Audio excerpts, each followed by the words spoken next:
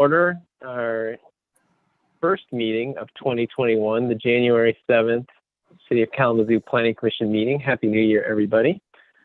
Can I have a roll call vote? A roll call. Roll call. No voting yet. Chambers? Here in Kalamazoo. Thank you. Phipps? Present in Kalamazoo, Michigan. Greenman Wright? Here in Kalamazoo, Michigan. Milliken? Here in Kalamazoo, Michigan. Boko? Here in Kalamazoo, Michigan. Pitts?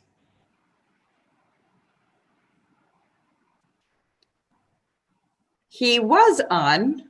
It seems we have lost him. I was on mute. I'm here Oh. in Kalamazoo, Michigan. Happy New Year, everyone. Sorry. Bias? Here in Kalamazoo. And Wisner. Here in Kalamazoo. Great. Thank you, everybody. We were sent a formal agenda for tonight's meeting. Has everyone had a chance to look at that? And are there any changes or modifications from that agenda? Nope. Seeing none, do we have a motion to adopt the agenda?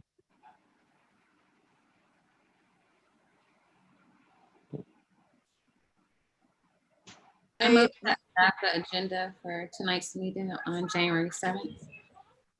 Motion by Phipps. Do we have support? Support. Support by Greenman Wright. All in favor of the motion? Raise your hand or say aye. Aye. Any opposed? Aye. Agenda is approved. We also received meeting minutes from the December 3rd, 2020 regular meeting. Did anyone have any comments, adjustments, changes to those minutes? Seeing or hearing none, can we get a motion to approve those minutes from December 3rd?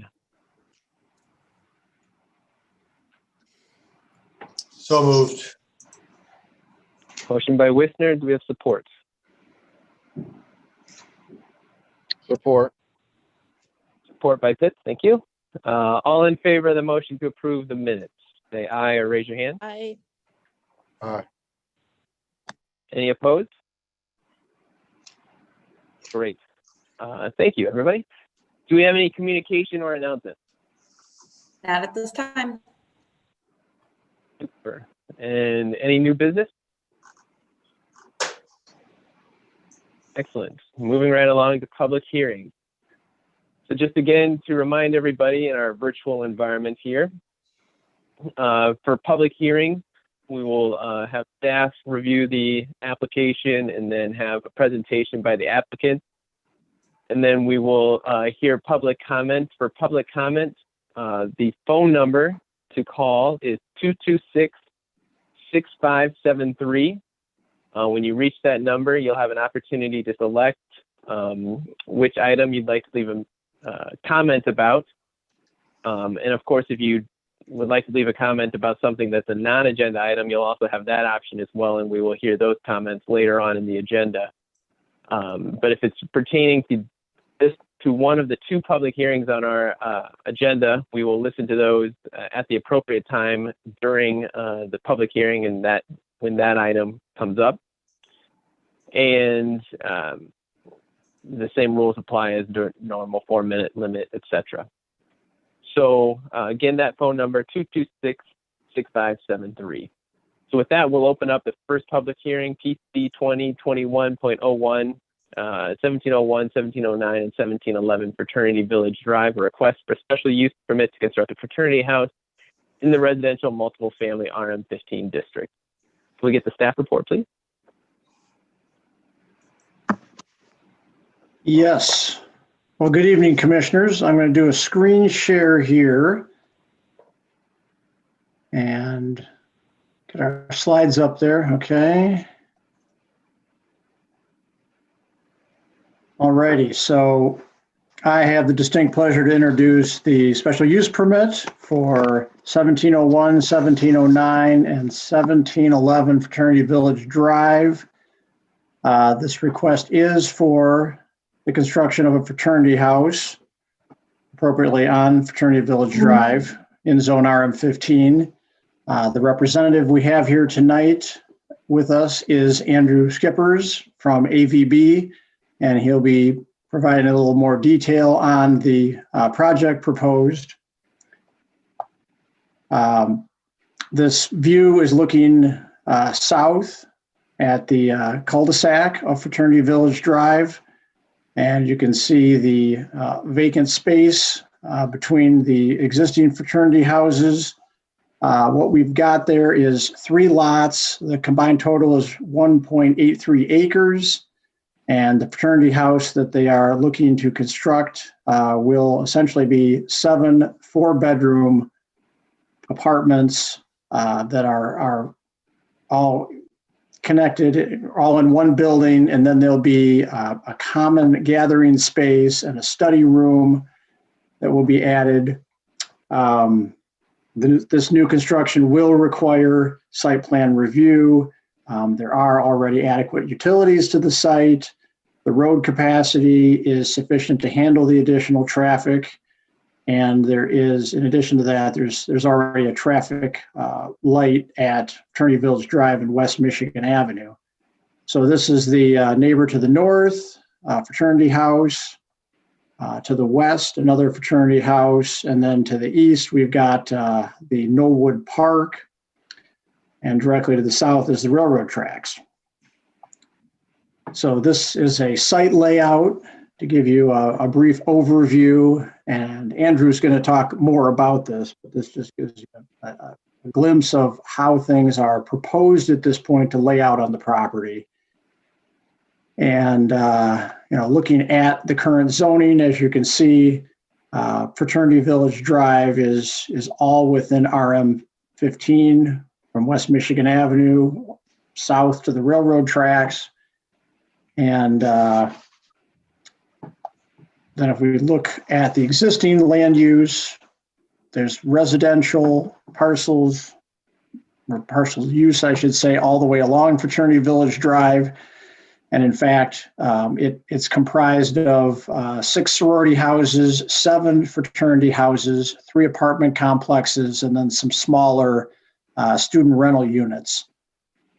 But obviously the street is a popular location for fraternities and sorority houses given its proximity to campus.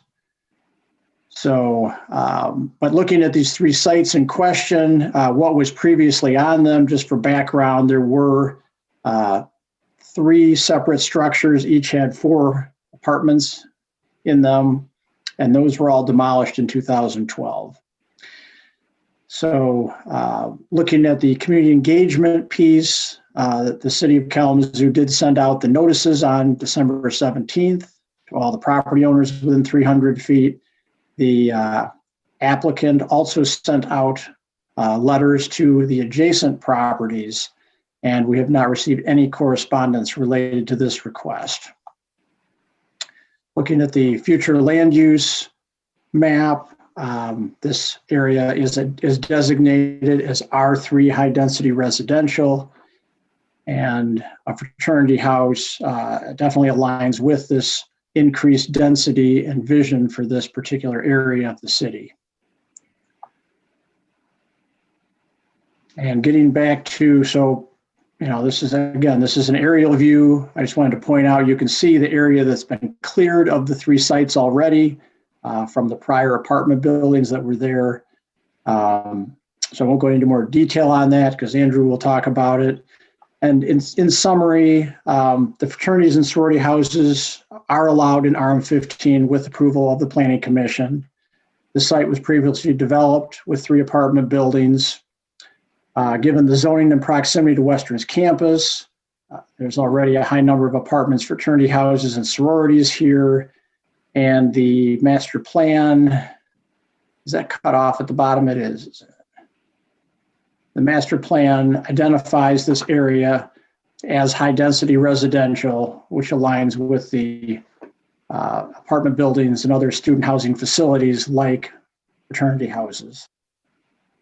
So that is what I have to add for right now, and I will turn it over to Andrew to speak. Is the image cut off in the view you have? I'll see if I can shrink it down a little bit here. I think you're good, Pete. Looks good. Okay.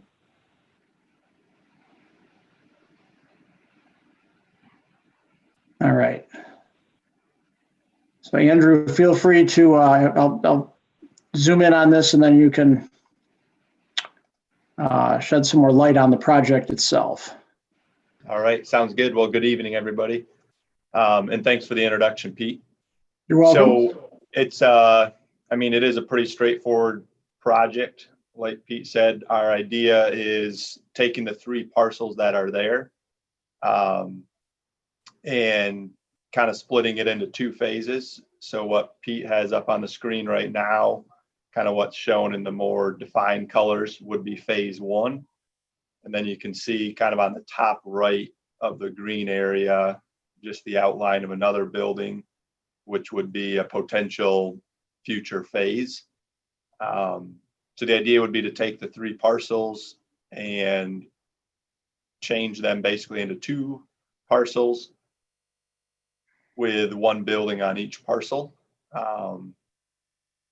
So the owner of this property owns the 2 fraternity houses to the west, and he had been approached by another fraternity that was looking for a home, and came to an agreement with them and had this land available.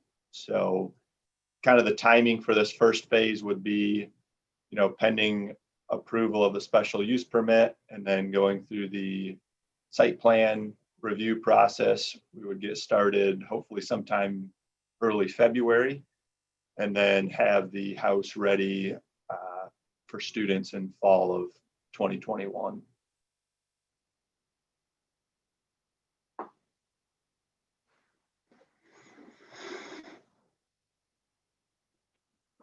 Great. Thank you. Thank you very much. Does anyone have any planning commissioners have any technical questions for staff or for the applicant at this time?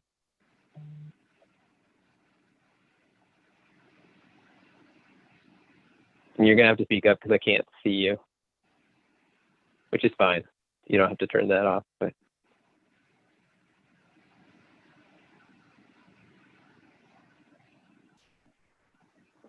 Okay, seeing no technical questions or hearing no technical questions right now, thank you both. Do we have any public comments that have come in? I'll open the public hearing and I'll see, are there any public comments that have been received? No public comments at this time. All right, no public comments, all right. Hearing that, I'll close the public hearing and well, let's just move right into discussion, and to do so, I'll need a motion. So can I get a motion? And I'll go back to the agenda here. I need a motion to approve the special use permit for 1701, 1709, and 1711 Fraternity Village Drive, to approve the special use permit to construct the fraternity house in the RM15 zoning district.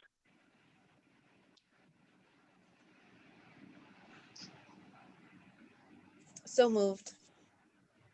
All right, motion by Greenman Wright. Do we have support? Support.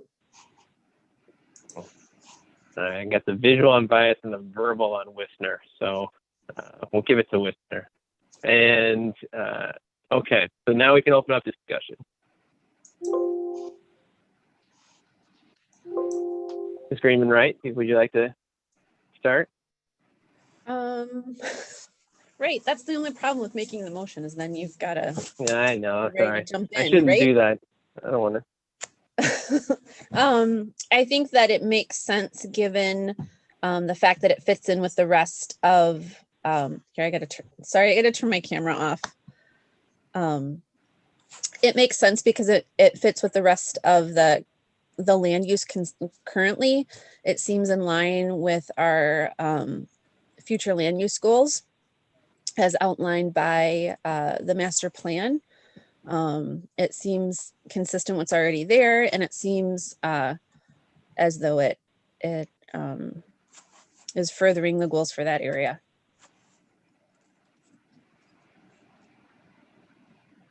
Excellent. Any other comments or questions or discussion? I probably should have asked this under technical questions, but I was too busy trying to figure out next steps and running things. The way that motion was worded and the way the agenda was worded, fraternity house is in the singular. So are we approving a special use for one fraternity house? Or if they would like to come through for their second phase, will they have to come back to the planning commission for another special use? Well, I guess the best way to answer that is it wasn't clear when that phase 2 would actually occur. So if it's going to be too far out, the approval would expire. Andrew, is there any idea? I mean, if the first fraternity house goes online, what were you looking at? The fall of 2021. And I think when we've talked, Pete, the special use permit is only good for, is it a year? Yeah, so I don't think the second phase would happen within that time frame. Yeah, because I mean, this would set the stage for a second fraternity house, but yeah, it would have to come back to the planning commission. So good question, though. I wanted to make sure it was clear for everybody, for the planning commission, for the applicant, everyone to know sort of what we were approving and what the expectation was. So, all right, good. Well, just from my end, this is consistent with the master plan, zoning ordinance, the standards in the ordinance for a special use permit. So it checks all those boxes, and definitely consistent with what, or I'm in agreement with what's in the staff report, which is important to have on the record as well. Any other comments or discussion? If not, can we get a roll call vote, please?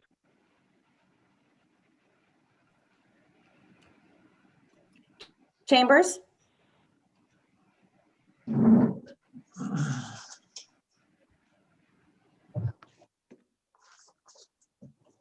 Chambers?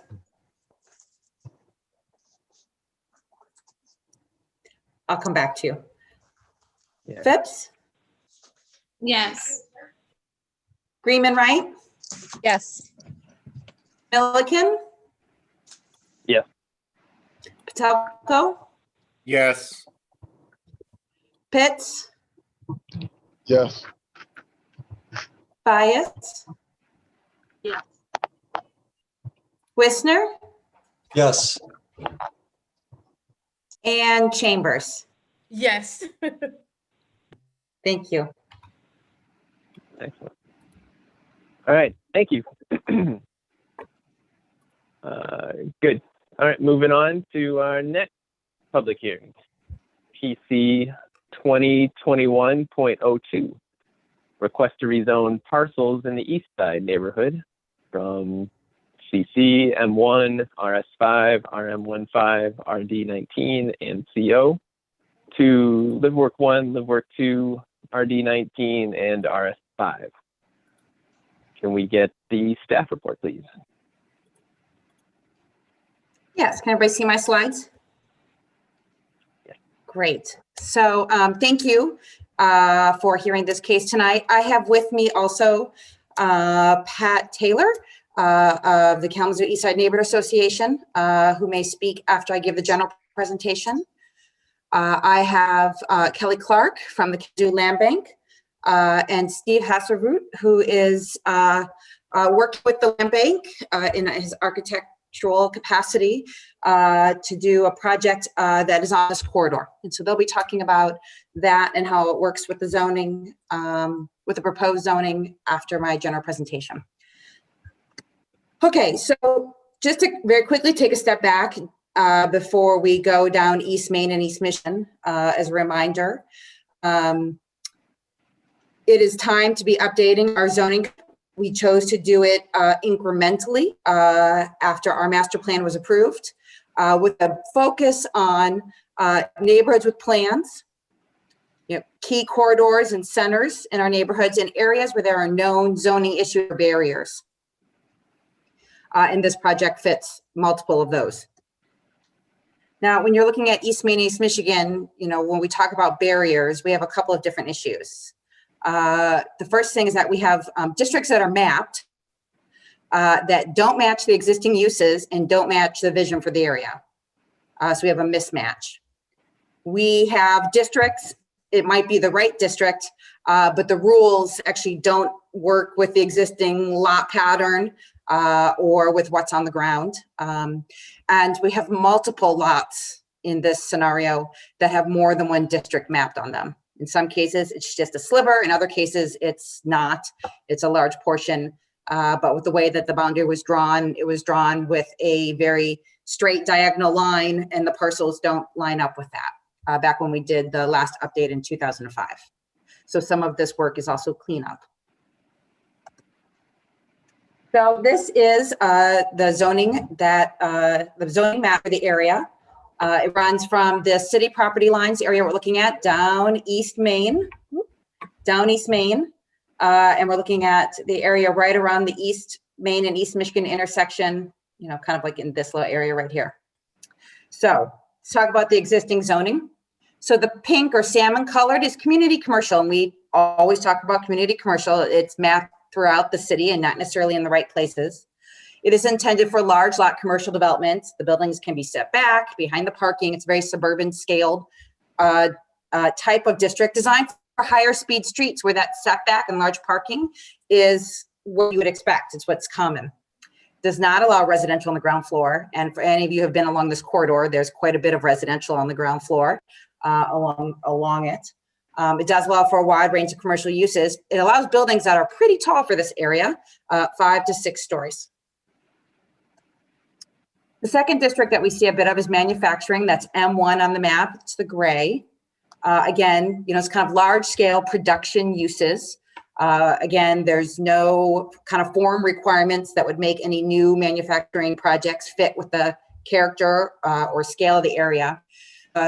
Manufacturing, there cannot be any new residential development in manufacturing, which again is a problem in this area, and it allows taller buildings.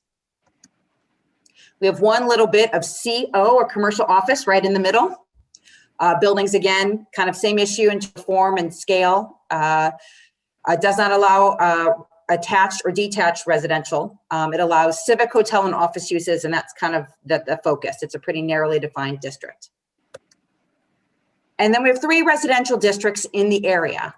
We have residential multifamily, a residential duplex, and residential single family. RM15, which is kind of the most brown on the map, allows a variety of different housing types, whether it's single or multiple, or attached or detached. RD19 allows 1 and 2 units, attached or detached. And single family obviously allows a single unit. So that's where we were. And so using the master plan, the neighborhood plan, and discussions is where we kind of started to revisit or to visit the zoning map in this area.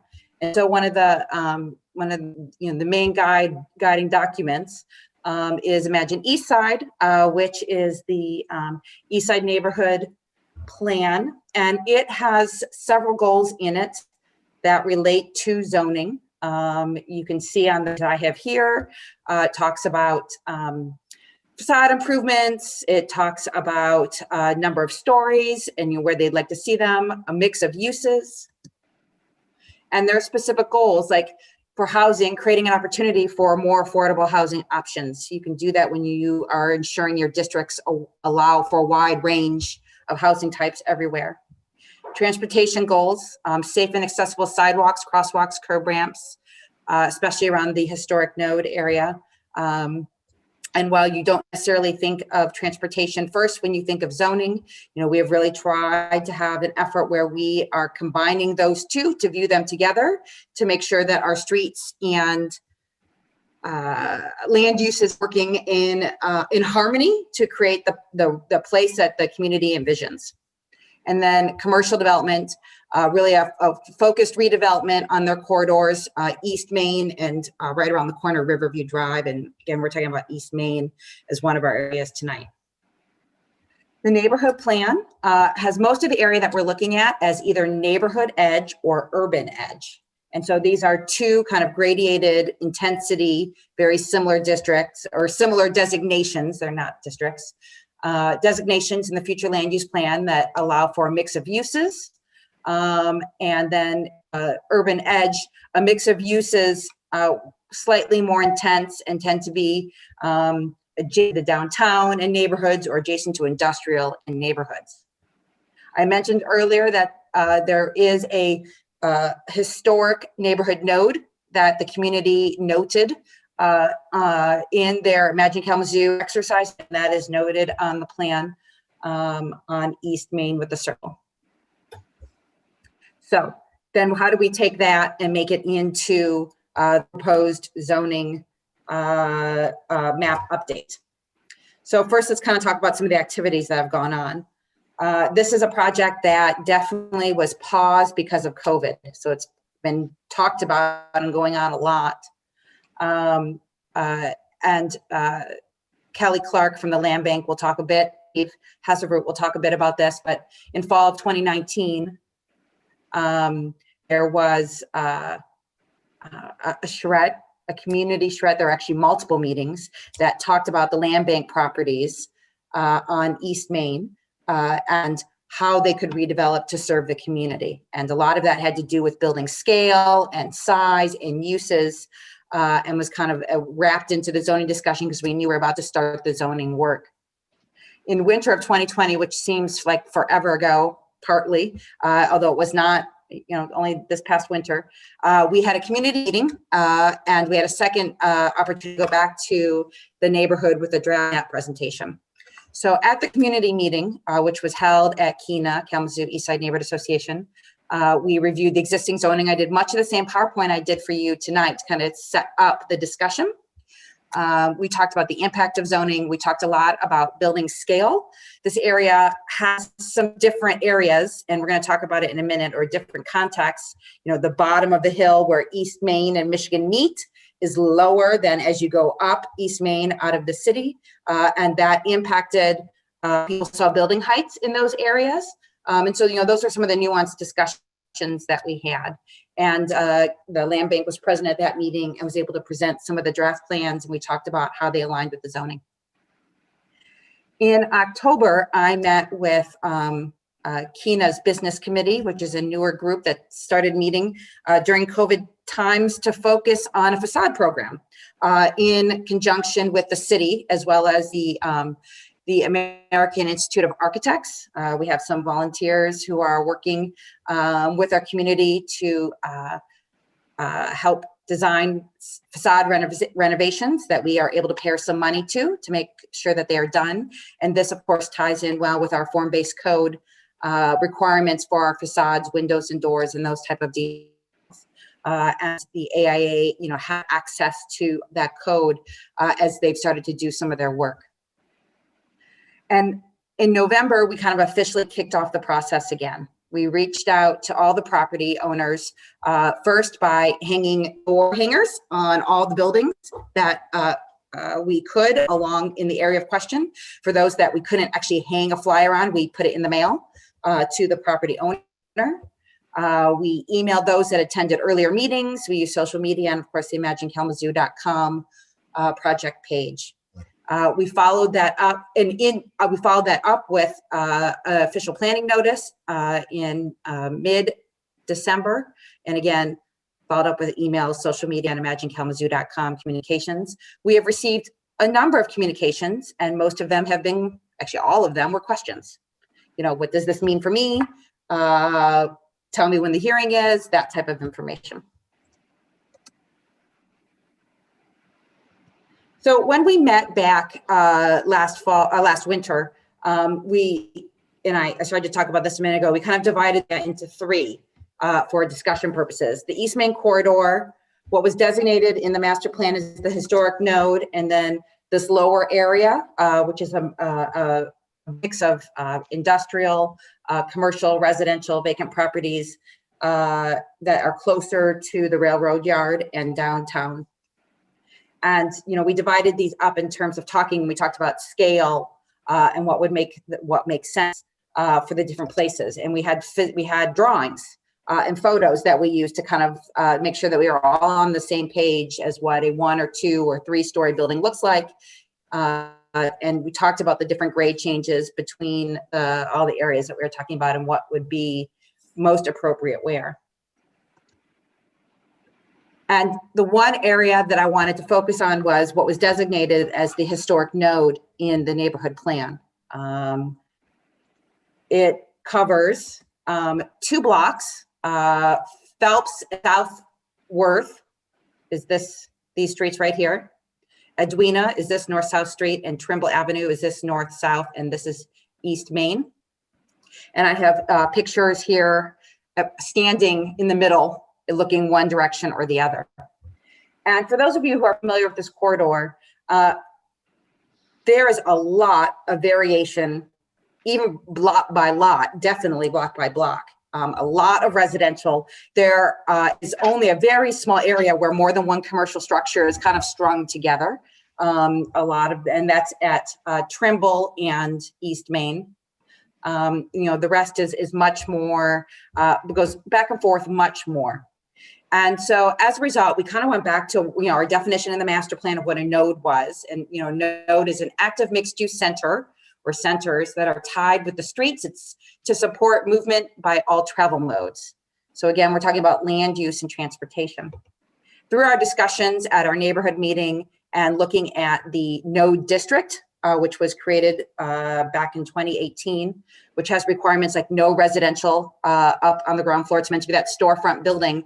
That didn't really fit here and felt too restrictive in a way that did not match the pattern. However, we feel that we're being true to what the future land use plan said, because we are planning to do, East Main is going to be repaved in 2021, and we are looking to add in better crossings, something that was in both East Side's neighborhood plan and the master plan. Make sure the sidewalk facilities are there, look about how we can think about on-street parking and the balance between parking and bike lanes as a way to make sure that the street is making it the street is supporting that walkable urban area, that walkable mixed use center that a node is. And so that is why you don't see it as a node district, but I want you know how we're handling it on the transportation end for those 2 blocks. Oh, there you go. So after all of that, this is the map. This is the proposed zoning map. And I wanted to quickly touch base on, in the staff report, but you are always asked to think about these items when you do a text amendment or a map amendment. And the first is the consistency with the master plan, the strategic vision. I've already talked about that, and that is in the affirmative. The change of conditions that require the proposed amendment. There's a lot of activity in this area. We have a new solidified vision, one that is in a citywide document, a neighborhood document. The Kalamazoo Land Bank has acquired properties in this area for redevelopment and rehab. Business owners are coming together to do facade renovations to improve facade elements in this area. And so these are the conditions that support the rezoning. Is there a demonstrated community need? We talked about that in the neighborhood plan as well as in the master plan. There is a goal for more housing. There are street projects that are in the works. And all of this is tied back to what we heard in the community from the East Side neighborhood plan and the master plan. It will be compatible with the surrounding zoning. We had a lot of conversations about the scale of the area and what would work on the corridor. and as it turns into the adjacent neighborhoods and have planned accordingly? And will it result in a logical and orderly pattern of development? There are no new streets planned with this effort, but again, the scale and the form does match with what is there. And so that is what all I have, and background and engagement and community process. What I'd like to do is, if it is okay, Chair Milliken, I'd like to introduce, before you ask questions, I'd like to introduce our speakers. So again, we have Pat Taylor from the Kalamazoo Eastside Neighborhood Association. We have Kelly Clark from the Kalamazoo Land Bank, and we have Steve Hesserroot from Inform Architecture. And so whoever would like to start, I'll let you guys go ahead however you would like to. I know Kelly and Steve, you're tag teaming it, and Pat, I didn't know if you wanted to just be available for questions or if you want to say a few words as well. No pressure, Pat, don't worry. Okay, well, Kelly and Steve, why don't you start us off? Thank you, Christina. I just noticed, I think Pat was speaking and on mute.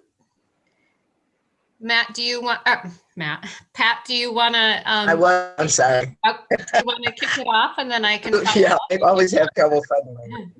No, you go ahead and I'll kind of Okay, tag team with you or something. okay, super. Thanks. So thank you, Christina.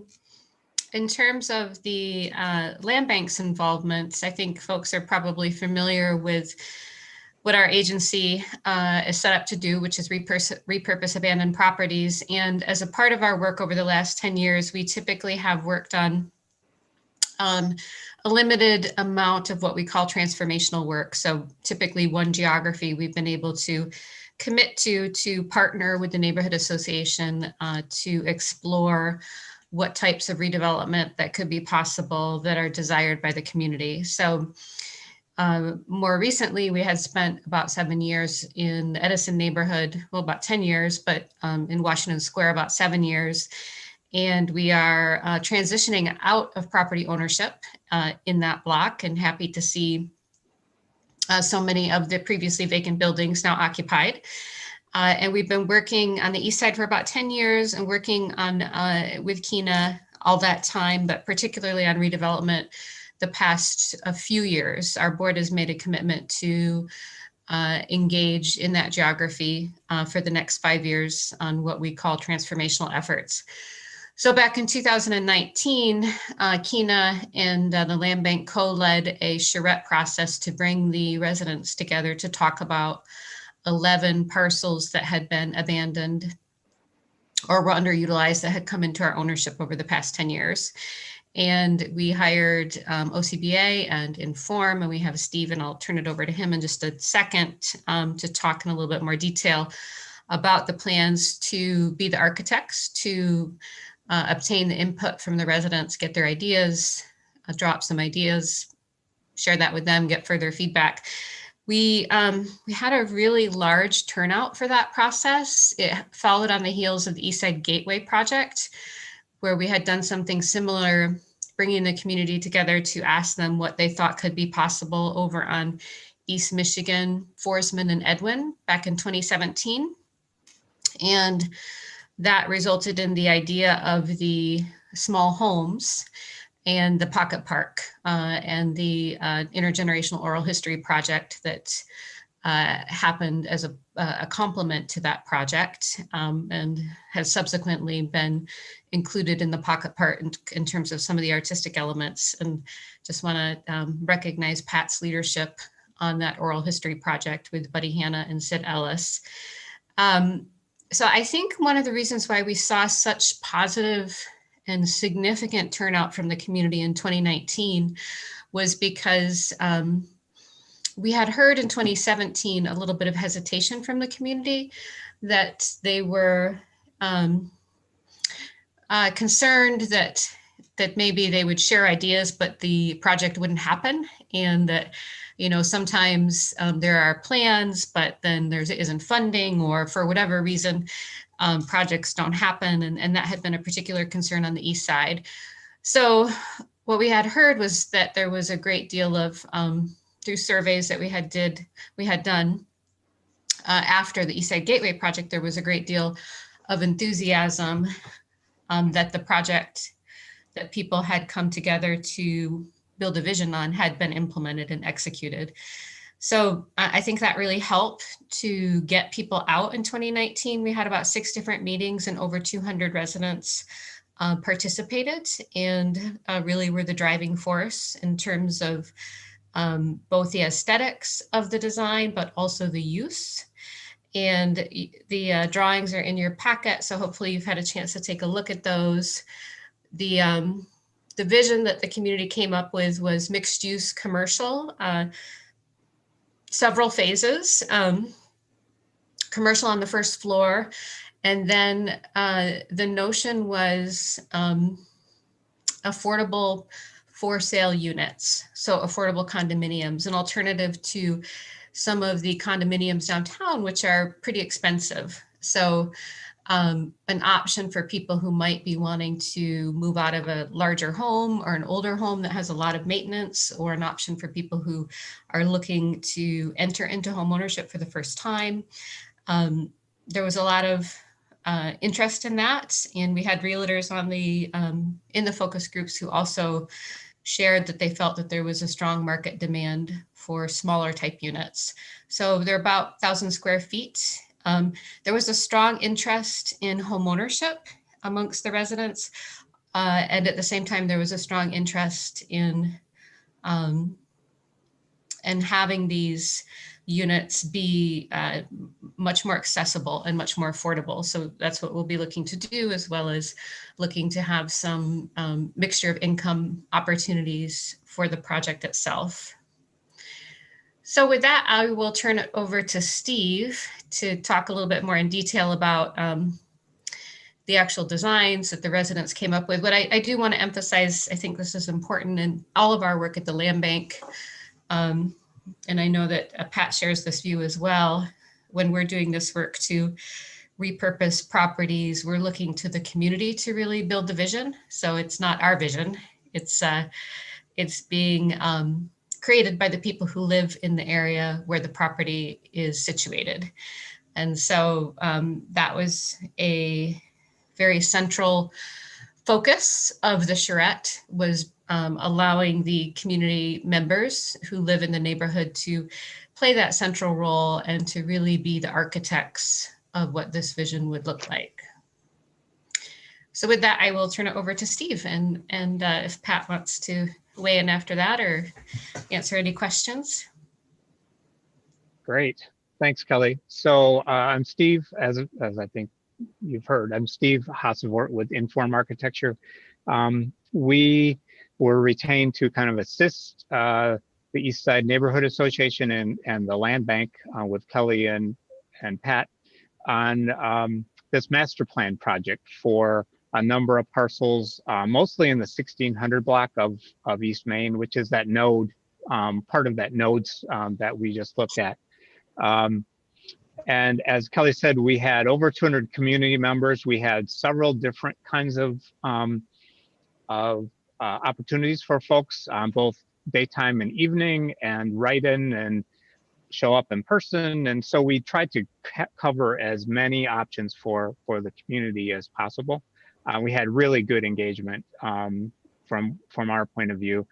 And really what we heard is, what we asked about is potential uses for these parcels, and then sizes and configurations of the new buildings. What might they look like? How might they feel?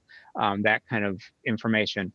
What we heard really kind of correlates very well with what Christina has been presenting. We heard kind of 3 major things. One is that a mix of residential and small scale commercial is preferred in the area. They really like the walkable scale of the neighborhood currently. They don't, they were very, we brought up kind of what zoning would be, what would allow currently, and talked about higher buildings, 4 or 5 stories, and that really wasn't what the community was looking for. They didn't want that much change They wanted something that was in keeping with the scale of the residential units, which are mostly 2-story houses, so kind of a 3-story type height with the roof. And the other thing that we heard was that the allowing of residential was pretty critical for a couple of reasons. One, because housing itself is pretty critical and in short supply in the area. And also they didn't see enough demand for commercial use to fill up this whole corridor like it would have demanded. They like the idea of kind of small scale neighborhood type commercial. One of the things we had that we talked about a lot was, what are the problems you see now? And one of the items they came up with was, too many car repair places, too many, those kinds of things. So they wanted more shopping that was walkable, that people would want to walk to. And the other thing was that the new buildings they didn't want to overwhelm the existing residents in this area, because there's a lot, as Christina said, there's a lot of 2-story houses right on East Main. And we don't want to, those are going to be there for quite some time, and they don't want to overwhelm that.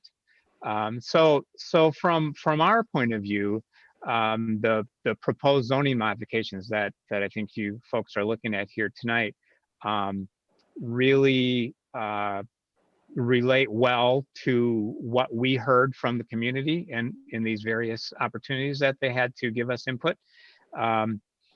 It supports the desires of the neighborhood, allows flexibility of uses, and then also, the other thing that was pretty critical to folks is some flexibility for future market conditions. Right now, what we've heard from all the realtors is housing is very, very in demand. Not so much retail or commercial space. So the opportunity to kind of build and flex as we need to for the market conditions also make a lot of sense for us. I think, I'd be happy to answer any questions. I don't have it to be able to pull up right now, but any of those, that presentation that was included in your packet, what I can tell you about the progress there is that Pocket Park on the corner of, is it Edwin and East Main, is going to Planning Commission or to the Planning Department on Friday. So you'll see that shortly. We're hoping to build and complete that by early summer this year. So that will be the first thing out of the ground, and it's intended to be kind of a signal to the community that yes, things will actually happen this time. They aren't just another plan. And then we are just starting further design and construction documents for 2 other buildings on that site. One at the corner of Phelps. I guess it's actually south, whatever that road is. Yeah, it's 1601 East Southworth. Southworth. Yes, it's on that corner. That will that's proposed to be a combo retail and residential unit building. I think 6 residential units and some retail, and a small outdoor plaza for hopefully a restaurant or coffee shop, that kind of use. And then the other one that we're going to start the design on is a 4-unit residential building. It's the one that has the pitched roofs, and it actually faces Edwin, but it's right behind the plaza, kind of faces the plaza. So those 2 are going to be where we have been given the go-ahead to get the construction documents done, and it depending on funding, it might one or both of those might start this fall or early spring next year. So depending on funding, but but yeah, so we're excited about those. And I think that will really kind of make a big impact on that node there. And stay tuned for the plaza very shortly. So thanks for inviting us this evening. Pat, is there anything you want to add? Just a couple of things. And as a note, my bandwidth keeps saying it's low, so sometimes my video, I have to shut it off so I don't get kicked off, as I have 2 times before. I would like to let everyone know how excited and how much more residents are leaning towards actually believing when somebody comes in and wants their opinion, seeing that opinion being taken into account and actually seeing things happen. I would say that the beginning of the small homes and the little pocket park down there at East Michigan was the beginning. And that really did facilitate more folks expressing interest in questions and wanting to move forward. My only angst, if you will, is whether or not we'll be able to continue that momentum, to continue to let the residents see things are moving forward without them getting too disillusioned. Knowing that with COVID, it's not going to go as quickly, but I'm confident that this will have the same effect as it did on East Michigan. So we are very, very excited. My board, myself, and a lot of the residents who have been following it are very, very excited about what can happen and what will happen. And it does take a lot of to put things together and put it in place. Thank goodness for people like Kelly and the Land Bank and Steve and OCBA and the artists that all work to pull together and get to this point. So I guess I'm begging you guys to okay this this zoning change as quickly as you can. And then I'll just share that we have raised just over $1 million as a part of our capital campaign to assist with the costs. All of our work that we have engaged in at the land bank always costs much more than the market will bear. There's always a gap between the construction costs and what market will bear. And of course, we also are wanting to make sure that the units are affordable. You know, that also relates to that gap.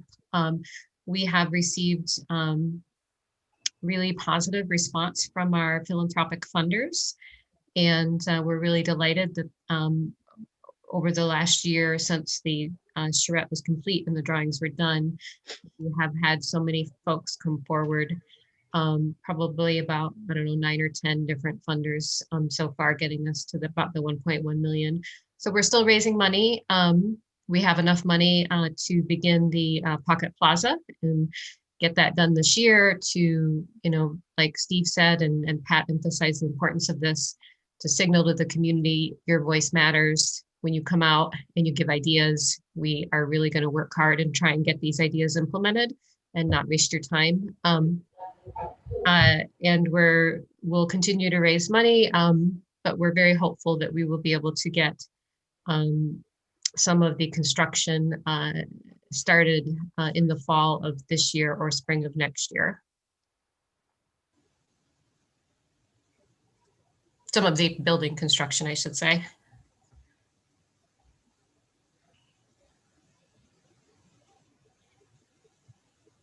Any questions? Chair Milliken, we were unable to hear what you were saying. I don't know if you. Oh, sorry. Yep, I double muted.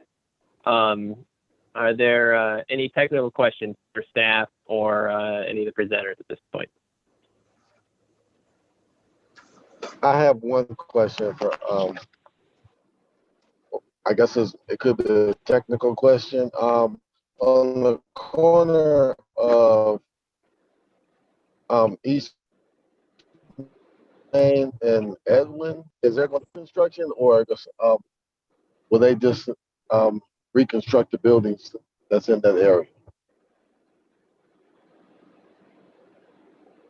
I don't know if it was Kelly or if it was Steve that had So, spoke on that. so the corner of Edwin and East Main is where it's an empty lot right now, and Right. that is where the pocket park is going, the plaza, and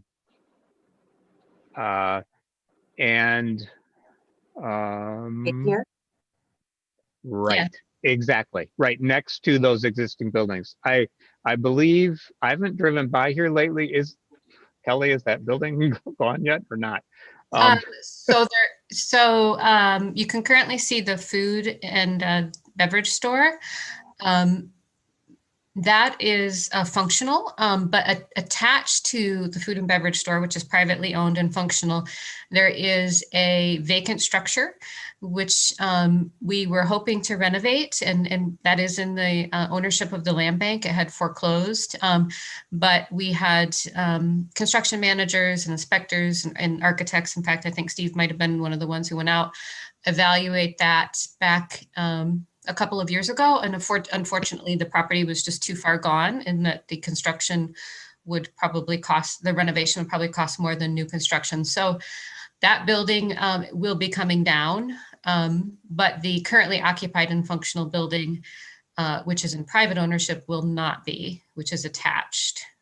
Right, so that will stay intact as is.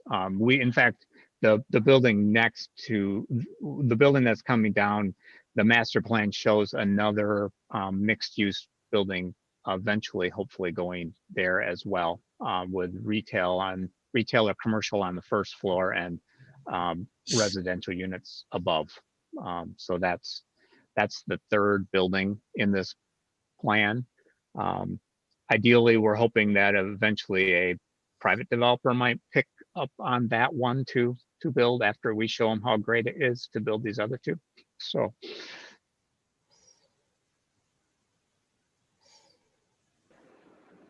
Great. Any other questions at this time? I was going to add something if I could. Right. The privately owned building that is so close to the structure that's going to be torn down is participating in the facade improvement programs. So if anybody had a concern about a brand new building next to a dilapidated one, he's working with the city and us to improve his facade. I might add, it's not necessarily related to zoning, but it might be of interest to this group. Another thing that Pat and I are working on is we launched an affirmative marketing campaign last summer.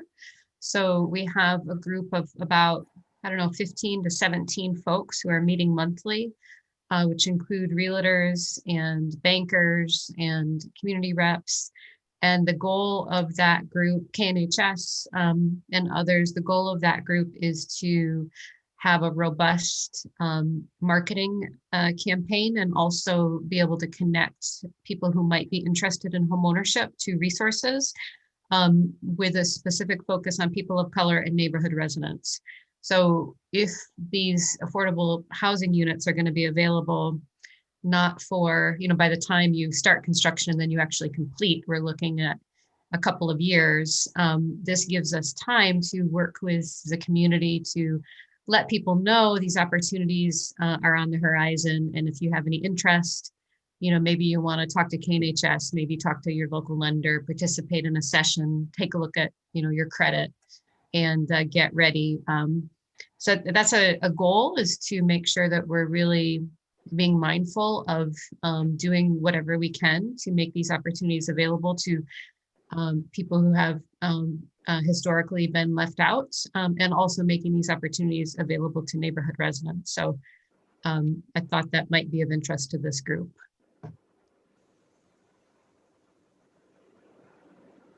Great. Thank you for that. It's good. Any other questions at this time?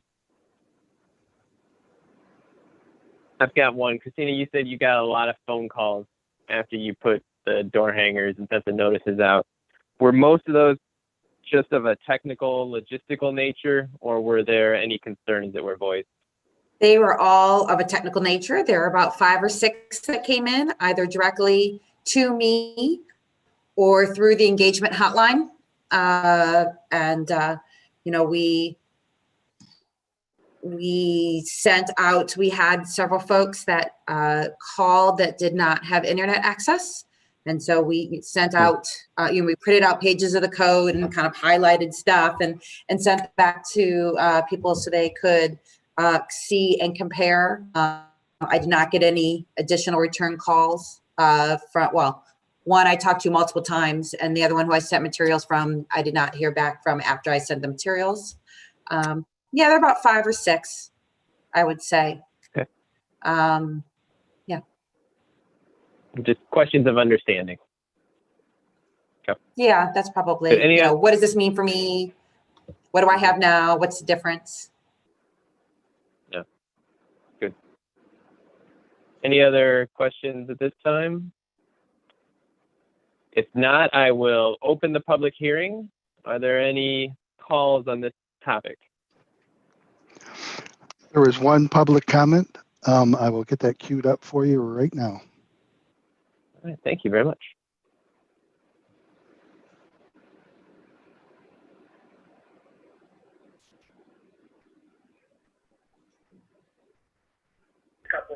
Hello, good evening. My name is Chris Pompey. In reference to address 1113 Engelman Avenue. And I just have a question. How is LW1 or LW2 compatible to CC commercial? We are a recovery home that was permitted to open our house on Engelman. We redeveloped the home. We beautified the home. The street was in shambles before we got there. And it caused actually other community members on Engelman to uplift their house. The question is, do we have to go in front of a hearing because this is being rezoned? And that's what we will hope to avoid with all the work we have done and with all the support we have throughout Kalamazoo to finally get this recovery home open for men. Thank you.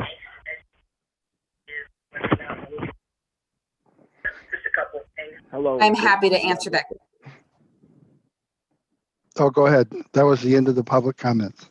All right, that was the end of the public comments.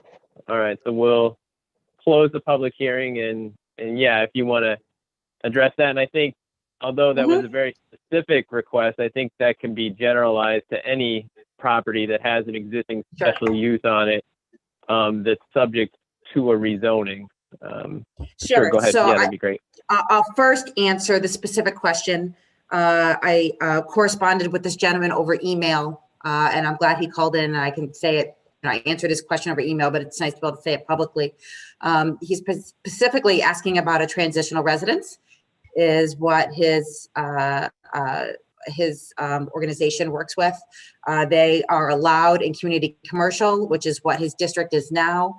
They're also allowed in Live Work 1, which is what that property is proposed to be rezoned to. So it is an even trade for that.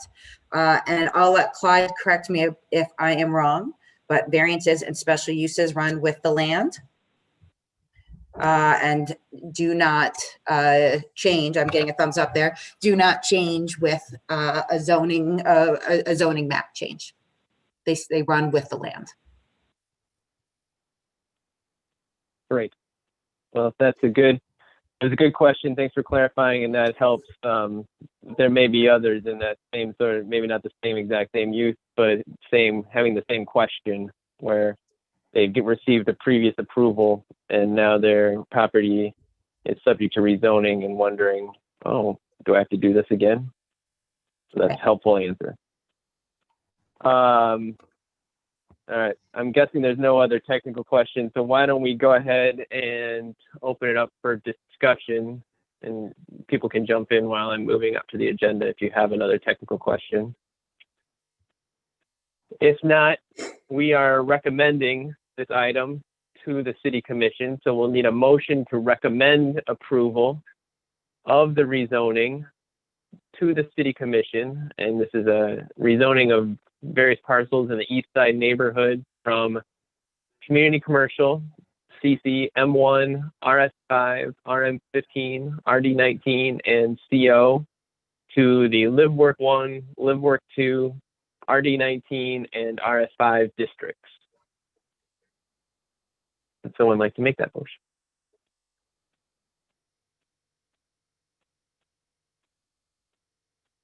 Promise not to call on you first.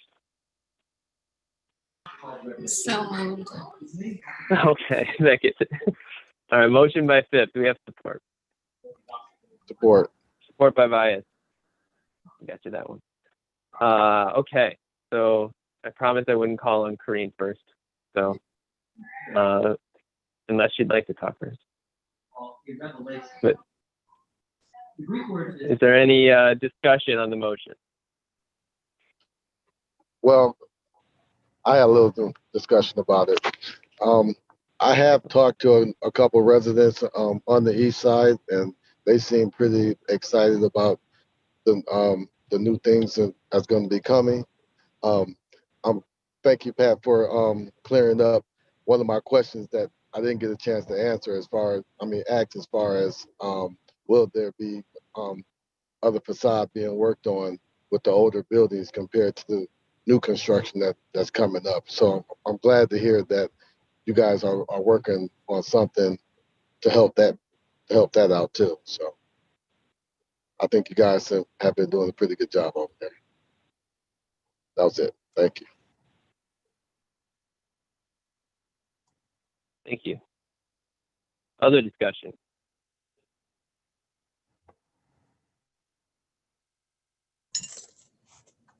Here, I'll Yes. go ahead. I just really want to commend the city staff as well as Steve and Kelly with the land bank of really doing an amazing job of engagement. I really hope that this is an opportunity that we can capture what has worked so well in this planning project and replicate it in other neighborhoods. This is one area that we've consistently struggled with the city and with different projects.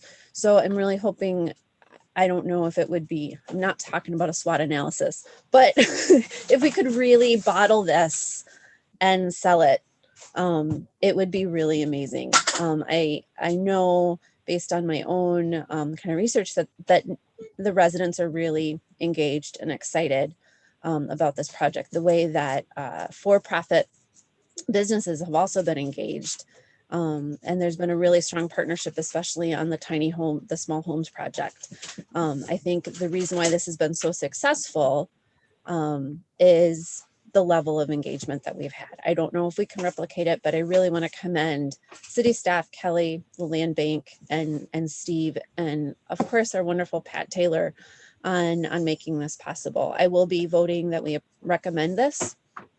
But again, I just want to commend you all on a really great project. Good, thank you. Any other discussion? I want to say something too. It's gonna be awesome to see us all come together because I've came to some of the meetings and like saw a lot of the plans, and I'm newly living on the east side, so I'm super excited coming from the west side of Kalamazoo to the east side of Kalamazoo to finally see some things happen, because it'll be nice to see the city connected and nice that residents don't have to travel out of their way or don't have to feel, like when you go home, it's nothing on your side of town, like to be able to make it all connect, because that's what I love about the city of Kalamazoo, and to see you guys work and actually take account of the residents that live on the east side of Kalamazoo and asking them exactly what they would like to see. Because when you come to this side of town, and I'm new here, it's so blah, and we need life, and we need to make it a full neighborhood. This package needs to come together, because living on the west side of Kalamazoo, we already have a package, and this needs to come together because everybody deserves the neighborhood plans to come together. And I'm super excited. I can't wait to see more, and I'm excited to get more involved so that we can make this thing happen.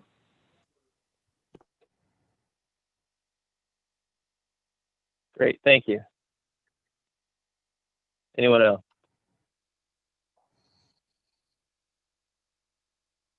Well, I'll say this is a perfect example of zoning evolution and right sizing that fits the vision of a master plan in a neighborhood. I mean, it's textbook definition, and the process that was done here, as described and as laid out, it was ideal in how it was done to get to this point and achieve what really, when you look at it, it's significant legislative change. And to do that without critique here is, a testament to the work that was done getting to this point. So kudos. The zoning that was in place clearly has inhibited development. And my hope is that with the action that is laid out before us, we're able to change that and make some change in the right direction. So indeed, this, as the staff report lays out, this is consistent with the master plan, consistent with the neighborhood plan, and consistent with the standards of the zoning ordinance. And I think, am I seeing anyone else that wants to speak on this? If not, I think we're ready for a roll call vote on the motion. Chambers, Yes. Phipps, Yes. Greenman Wright, Yes. Milliken, Yes. Patelko, Yes. Pitts, Yes. Bias, Yes. and Wisner. Yes. Yes. All right, great. Thank you. All right, well, thank you everybody for your work and your presentations, and this will go to the City Commission then for approval. Thank you. Thank you. All right. And Kelly, so- Steve, and Pat, I'll be in touch in the next week on dates and those type of things. Thank So you. just watch for my email. Have a Thank good, you. good evening, Thank you. everybody. Thank you Thank for you. having us. Have a good evening.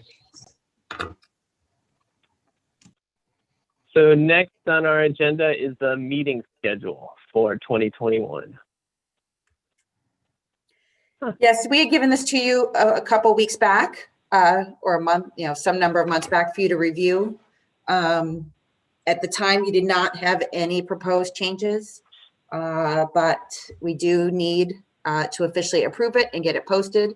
Now, we can always adjust a meeting if we need to, but we just try and have it be as accurate as possible at the start of the year. Does anyone have any comments or thoughts on the schedule? I mean, we got one that's in spring break, one that's 4th of July week. At this point, it's like, who knows, is my attitude, but I'm not going anywhere. I'm going somewhere, but I don't, it might be my basement.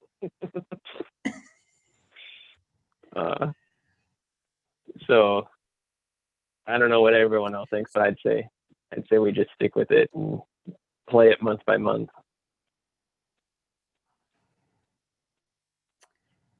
Emily, I think you're muted. I do have a question. Sorry. Yeah. I'm wondering if we have a timeline on when we will be moving to in-person meetings. And if we are able to participate in meetings in a non-Kalamazoo in a different location, not being in Kalamazoo. Oh, so if you take So a I can sabbatical take in the island. Oh. Right, right. Clyde, If do you I'm want on to my speak to yacht. those? Yes. You have to disclose where you're located if you're participating in an electronic meeting. So if you are in Florida or Arizona, getting away from the cold Michigan weather, but you're participating, you have to say, yes, I'm in Tempe, Arizona, when you introduce yourself. The legislature late in the session that ended in December made amendments to the Open Meetings Act. So you are permitted to meet virtually through March 30th. March 31st means there'll be a new set of rules that come into play. However, I've been told that in the early session, are we flattening the community to have record breaking numbers of infection and deaths? That's really going to be the key. Now, the way the legislature has crafted it is that, yes, you can have even hybrid meetings, but any place where you're going to have people gather, you still have to maintain some social distancing. There still has to be masks, and you have to have this disinfectant protocol in place when you do that. So given the hassle, if you will, of cleaning a room, particularly something like the commission chambers, probably more than once a day, and on some occasions, the city may very well say it will continue to meet virtually as long as we can. So wait and see. We've got at least this month, February, and throughout March that we can meet virtually.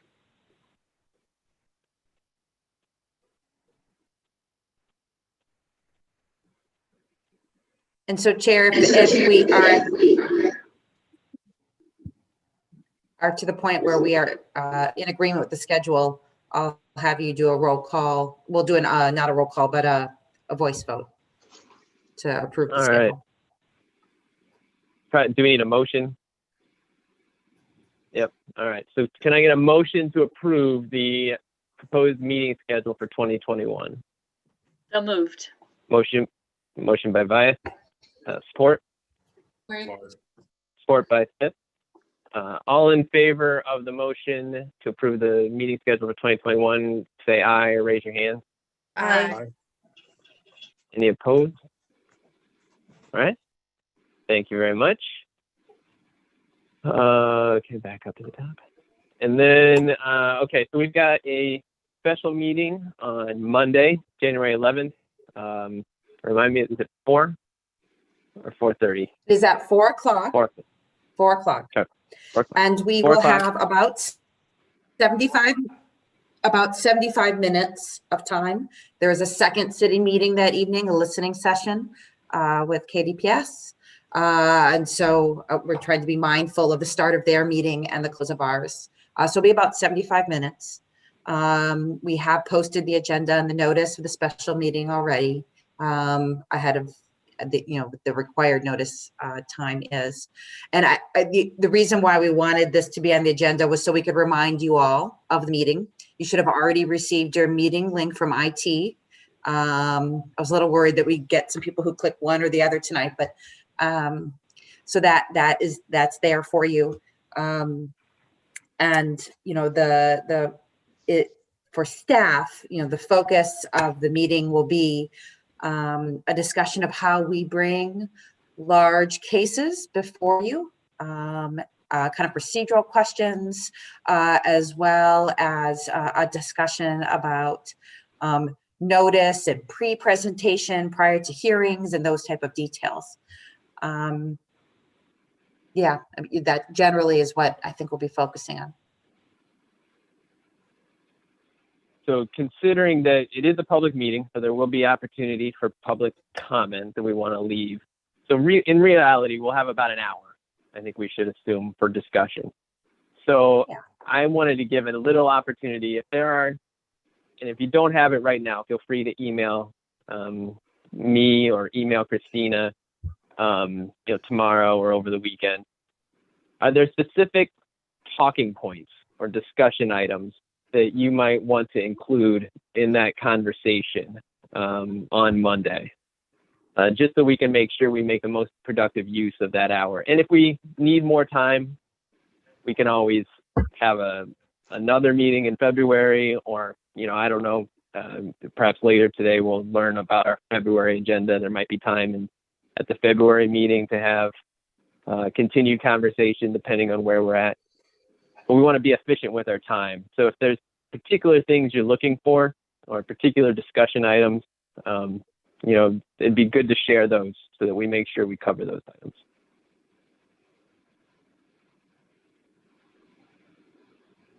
I would only caution that if you send it to all the members to kind of let everybody know what you're thinking, do not respond to that email. Otherwise, you're going to run afoul of the Open Meetings Act. It's okay to kind of say, here's my concern. and send it to everybody. There's nothing wrong with that, but you can't respond to that because then you're engaging in deliberations. But it's certainly okay to let everybody know, here's my thoughts. Good. To avoid that, is there anything right now that is on the top of your mind, or and if not, that's fine. You can just let Christina know. Okay. So again, in the absence of that, remember the 11th at 4 o'clock, and we'll talk then. Moving on to citizens' comments. Are there any other citizens' comments that were left for us tonight? Yes, there was a citizen comment that came in late concerning the second public hearing that I can queue up for you right now.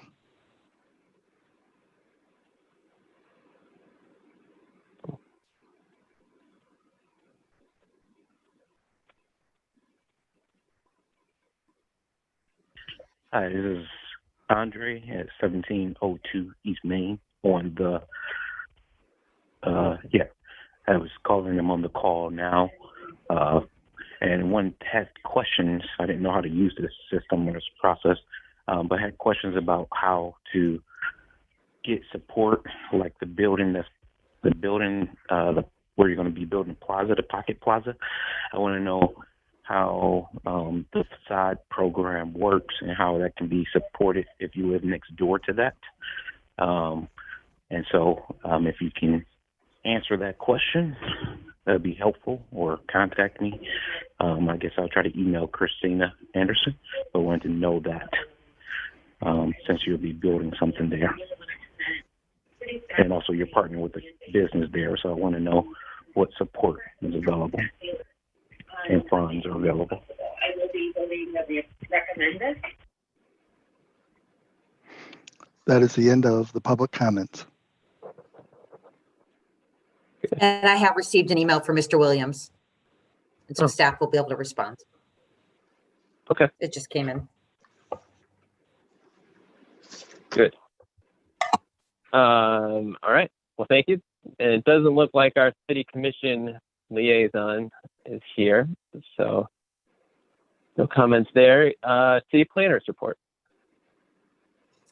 I wanted to let everyone know that the rezoning of the North Street and Woodward properties was approved at City Commission on Monday, which is pretty exciting. Soon you'll see, I expect, the first half of the year in your site plan list, you'll see at least 902 moving forward, which was the property that I think the picture illustration was shown to you all. That's the one that's furthest along.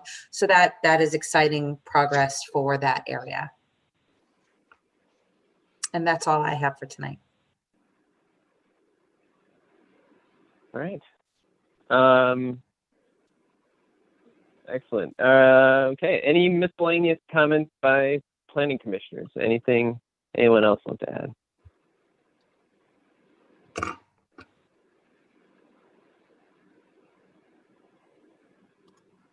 Nothing? All right. Well, where's Alfonso when we need him? Just kidding. All right. Well, Happy New Year, everybody. Thank you for your attention tonight. Good work. We will talk to you Monday at 4. Until then, having wrapped up our agenda, the meeting is adjourned. Thank you. Good night. Thank you. Good night, everyone. See you Monday.